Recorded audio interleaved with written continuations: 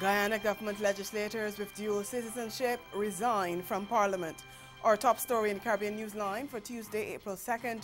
From the CMC News Centre in Bridgetown, I'm Dawn Paris. Good evening. 4 government legislators in Guyana will not be returning to Parliament when it reconvenes next week, Thursday. Vice President and Minister of Foreign Affairs Carl Greenidge, Minister of State Joseph Harmon, Minister of Business Dominic Gaskin, and Minister of Public Service Dr. Rupert Roopnarine have resigned as MPs because of their dual citizenship. This follows rulings by the High Court and the Court of Appeal earlier this year that legislators who hold dual citizenship are not qualified under the Constitution to be members of Parliament.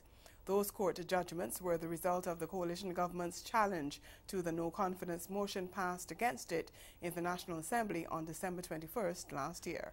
Newsroom's Bibi Katoon reports. On March 22, the appeal court upheld a ruling made by the High Court that those who hold dual citizenship are not qualified to be members of Parliament.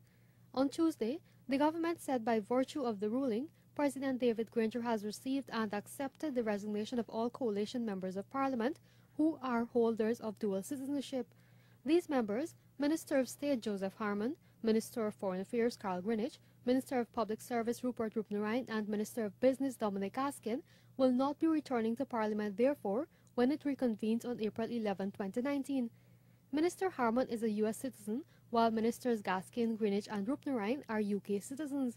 However, the government statement did not clarify whether the officials will be giving up their ministerial post as is required by the Constitution of Guyana. But former Attorney General Anil Nandlall told Newsroom that the 4 coalition members have no choice but to also resign as ministers of government. You become elected to the National Assembly first and you become a minister second. As a minister, you are required to answer to the National Assembly, which by extension is the people of Guyana. According to the Article 183 of the Constitution, the office of any minister shall become vacant if that person ceases to be a member of the National Assembly for any cause other than the dissolution of Parliament. Nandlall pointed also that the ministers cannot choose to retain their post as technocrat ministers. Technocratic ministers are not supposed to be elected members of the National Assembly. They are not elected from a list of candidates. They are appointed by the president from outside, and they sit in the Parliament by virtue of their appointment as ministers by the president. But again, they have to sit in the Parliament, and that demonstrates or illustrates the fact that you cannot be a minister and not be in the Parliament. Further, Nandlall explained that in order for them to be replaced in the National Assembly, the leader of the list of candidates submitted prior to the 2015 general and regional elections will be required to inform the Chief Elections Officer of the need to extract 4 members from that list. Thereafter, the Clerk of the National Assembly will be informed of the new members. The opposition People's Progressive Party, of which Nandlall is a member, also has dual citizens, those being Chief Whip Gilda Shearer, Odinga Lumumba, and Adrian Anamaya. Well, opposition leader Barrett Jagdeo has already said that MPs on his side will not resign since his People's Progressive Party is boycotting sittings of the National Assembly until the Caribbean Court of Justice hands down its ruling against the Court of Appeal decision that a no-confidence motion passed against the government was not valid. Staying in Guyana, an opposition commissioner at the country's Elections Commission, GCOM, is threatening court action if the body does not stop the house-to-house registration it's carrying out to create a new voters list. Robson Ben's attorney, Anil Nandlall, wrote to the Chief Elections Officer, Keith Lowenfield, on Tuesday, arguing that GCOM's proposal to remove people from the list who do not live in Guyana will disenfranchise thousands of qualified voters. The attorney says the Constitution does not require that Guyanese live in the country to vote, and he says GCOM is indirectly adding a new requirement to vote. The Elections Commission has undertaken the house-to-house registration in an attempt to sanitize the list of dead people and those who have migrated, but Nandlall says there are other methods of doing so. The Chief Elections Officer has been given 7 days to respond to the correspondence from Nandlal, failing which he will face legal action aimed at blocking GCOM from continuing the house-to-house registration. The Barbados government has announced a 1-week gun amnesty in an attempt to reduce the number of illegal guns in the country. Attorney General Dale Marshall announced on Tuesday that the amnesty will run from April 7th to 14th. The last gun amnesty offered in Barbados was in 1998. Speaking in Parliament on the Bail Amendment Bill 2019, the Attorney General said people have been clamoring for another amnesty and he had consulted with the police on the matter.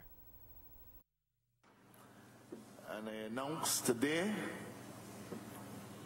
that after this legislation is passed in all of its stages and becomes law later in the week, a gun amnesty will be offered to Barbadians. You have a week.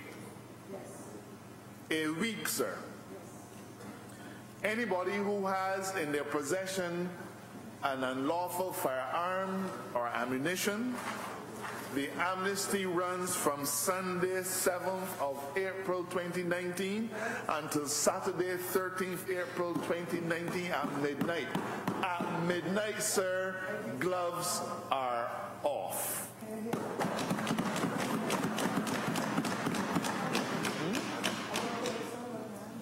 This amnesty, for the avoidance of doubt, relates to firearms, parts of firearms, and ammunition, sir. Somebody once said to me that a gun without a bullet is just a hammer. Well, sir, we want the hammers and we want the nails. Marshall said once the amnesty comes to an end, he will report to citizens on how many guns were turned in. The amnesty announcement came as law enforcement officials in the country tried to stem the flow of gun crime. There have been 20 murders in Barbados so far for 2019, and 12 of those were gun-related. And the Attorney General has sent a stern warning to criminals.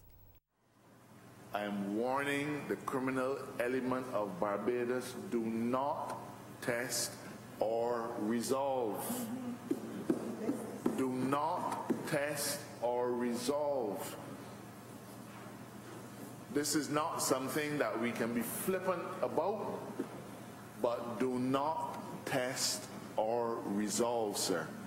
We are here as a government to protect the lives, livelihoods, and interests of the majority of people, and I don't think that I or any of us will ever agree that 10 or 15 or 20 hoodlums will mash up our country, sir.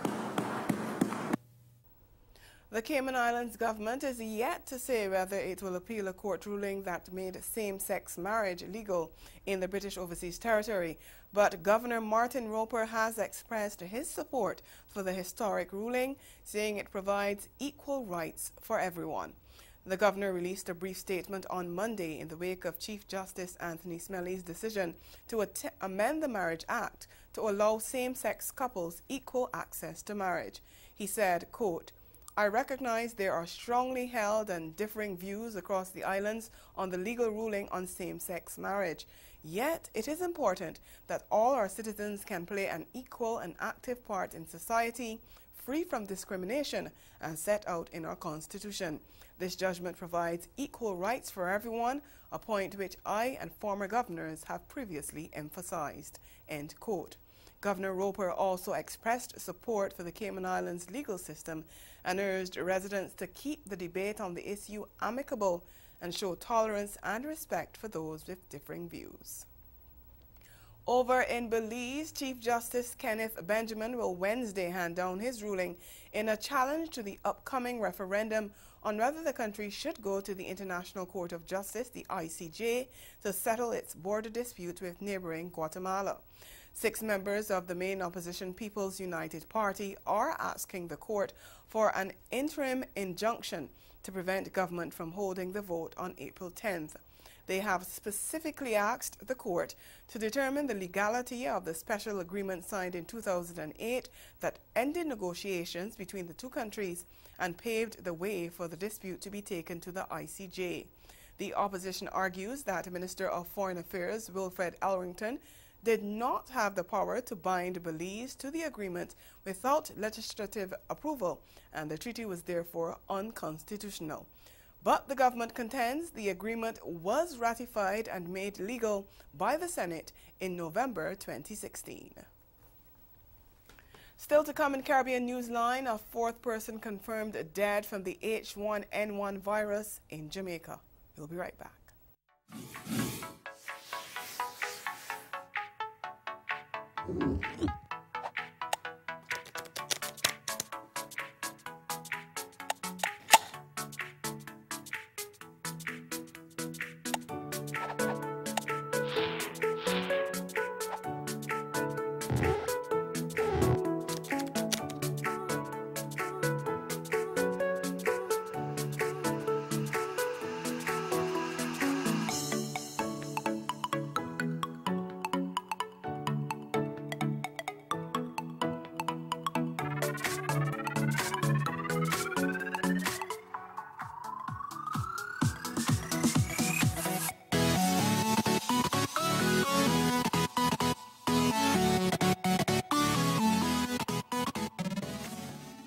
Well, there's been a lot of talk as we gear up to the 2020 election cycle, but this battle is going to be between capitalism and socialism. You have a looming showdown between the definitive capitalist President Trump and whomever emerges from the crowded Democrat field. More people are embracing socialism as a political platform, led by people like Bernie Sanders and Alexandria Ocasio-Cortez. The promise of free health care, free college, free this, free that. So what has been established so far in all these investigations that you think that the president could be guilty of, or where he may have a problem? I'll start with you, William. As of now, there's no actual crime. There's nothing to indict Donald Trump on. Most of the indictments have been unrelated or process crimes related to the investigation. It looks like, I mean, more has come out about the FBI and the DOJ and what was happening at the highest levels. There was a silent coup.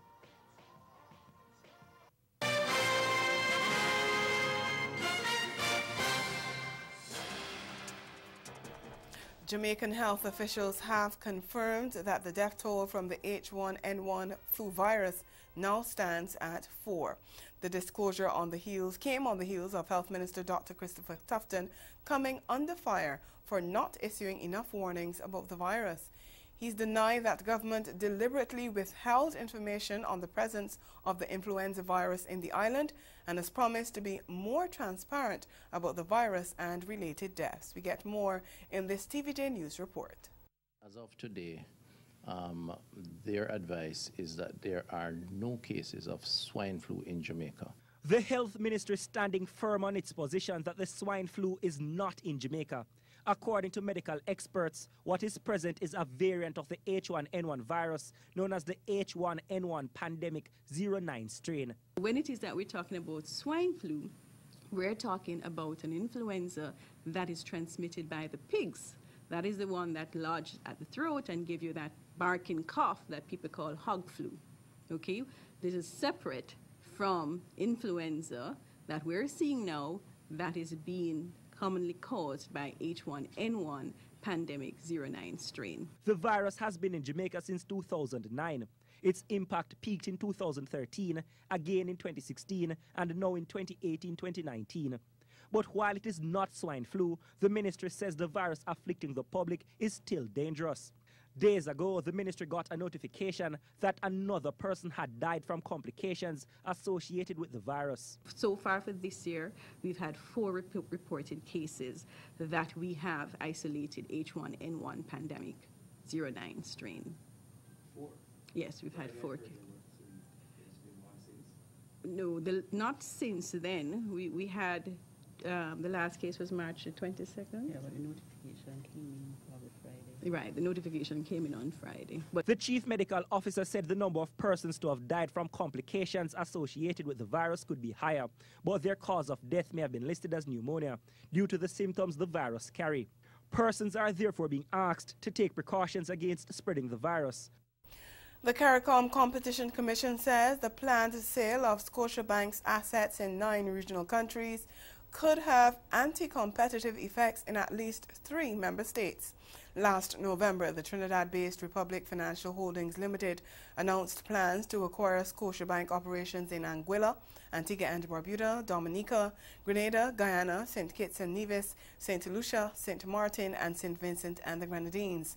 The Commission said it had completed a preliminary assessment and that had indicated that the proposed transaction or parts of it could possibly have anti-competitive effects in at least 3 member states. It did not name the countries, but it said that it would continue to monitor the activity and inform as appropriate on further progress in affected member states. Antigua and Barbuda Prime Minister Gaston Brown has openly expressed reservations about the sale, and last week he reiterated his government's position that it would not issue a vesting order to facilitate the sale of Scotiabank operations in his country. The Guyana government has signed a bilateral debt settlement agreement with Kuwait to cancel $50.7 million of a more than $77 million debt owed to the Arab nation. A statement issued by the government on Tuesday said the debt cancellation would reduce Guyana's external debt and allow the country to expand its development agenda, since funds saved under the agreement could be allocated to social projects. The government said the remaining $26.8 million debt will be settled through a combination of cash payments to be made over 9 years and a debt swap arrangement that will be worked out in due course. The debt to Kuwait originated from a loan deposit in 1975 for balance of payments support to the Bank of Guyana. It accumulated massive arrears over the past 4 decades at high market interest rates, and as of December 31st, 2017, it had grown to $77.5 million, including $67.6 million in interest arrears alone. Ahead in Newsline Sport, Trinidad and Tobago's Prime Minister more optimistic about West Indies cricket with new leadership in the sport's regional governing body. Stay with us. Jamaican recording artist Sean Paul linked up with Stefflon Don, Wiley, and Idris Elba for a dancehall banger called Boasty. Yes, guys, you heard right. Idris Elba is on a song with Sean Paul. It turns out the famed British actor is a huge fan of dancehall music and even does some DJ gigs when he is not filming action movies. Here is the music video for the single Boasty. Boasty, Boasty, Godfather, man a OG.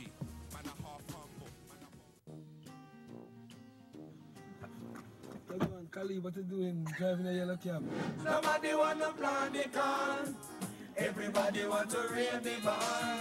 So come up in my castle, king in my castle. My high and my low, you're my boss and my soul. You're my everything. Everybody forget to read it.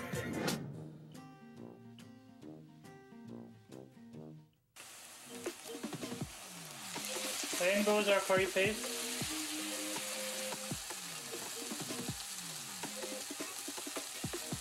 Okay guys, so time is up. Now time to add our shrimp here.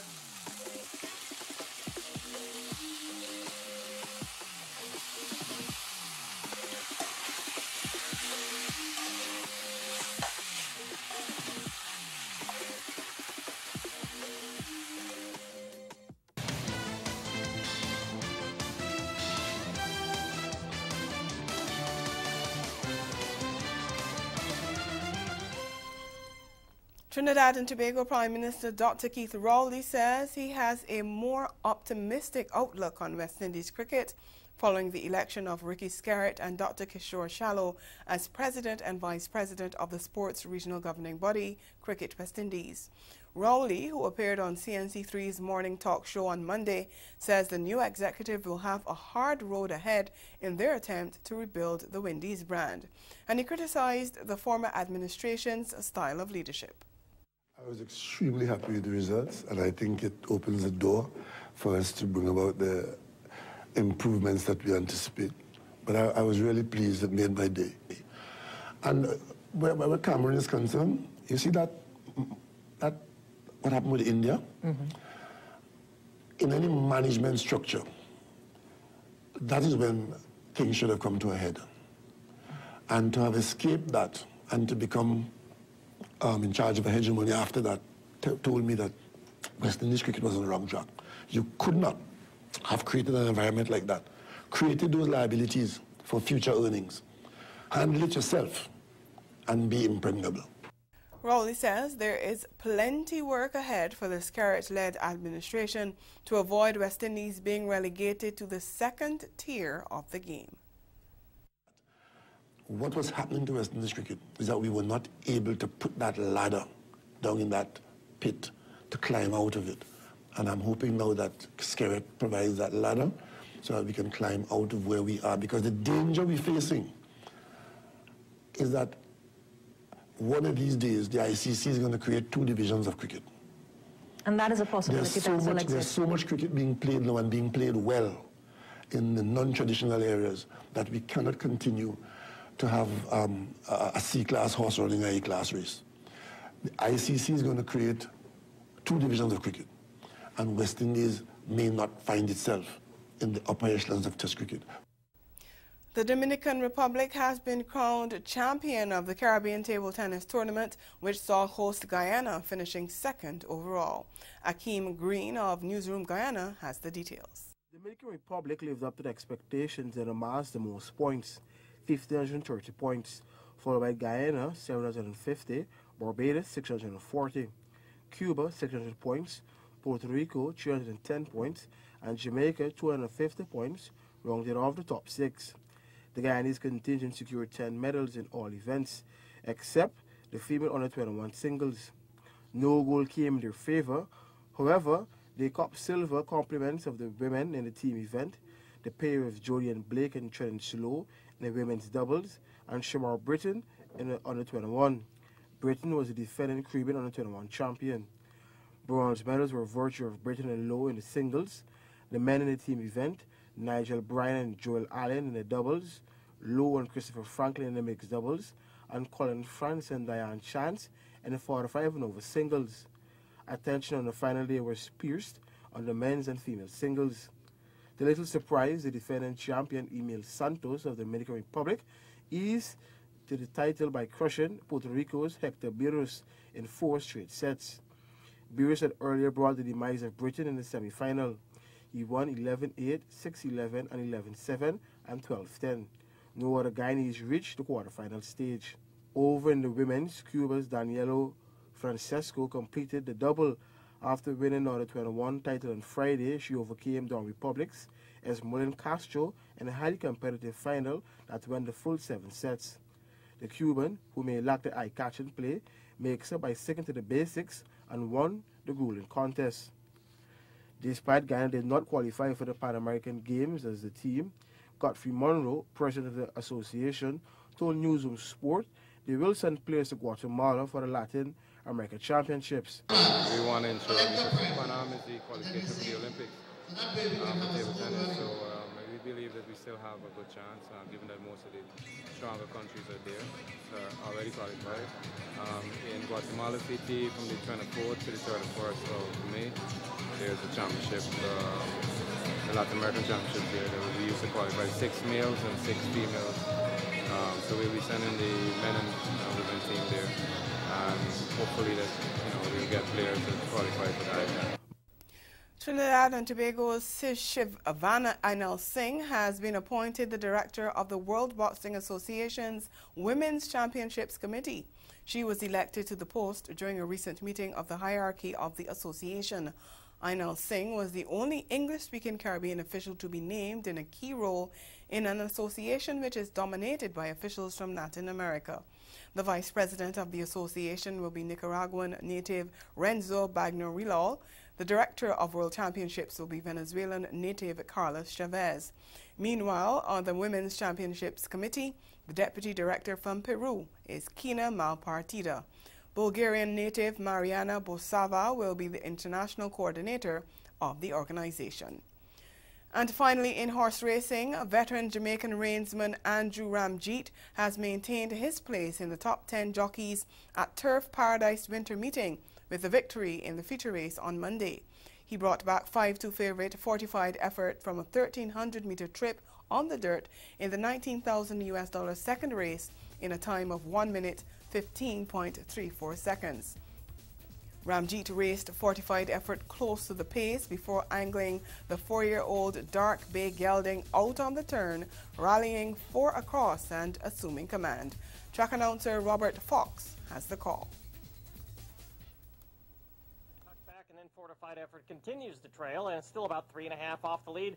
3-horse battle heads into the far turn. League of Shadows, Big League, and on the outside, He's Money. Fortified Effort now out of the last spot is less than 1.5 lengths off of them, and Blue Laws dropped out last. 3-way battle continues. It's a nice pace setup for Fortified Effort, and he's going to join the battle now with a 1/4 mile left to go. A 4-way battle, and even Blue Laws coming back. Wide open as they turn for home. Fortified Effort, widest of all. He's Money. Big League of Shadows, under trouble at the rail. He's fading. And then Blue Laws just not firing. Fortified Effort, He's Money, move on. Fortified Effort inside the final furlong from He's Money. Big League spit the bit out as well. Then Blue Law, Fortified Effort, gonna pull away. Fortified Effort, Blue Law will get up second. Then He's Money and Big League. And that's the sport. We'll be right back.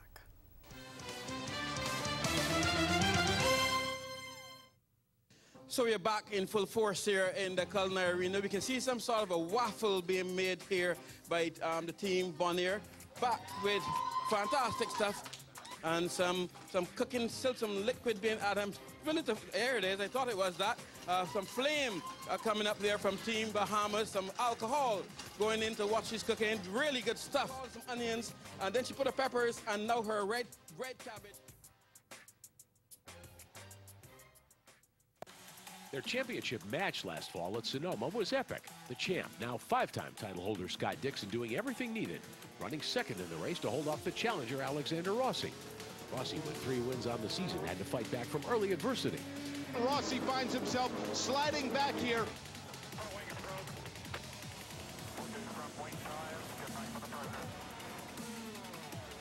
He put on a grand charge from the back of the field, coming up just short.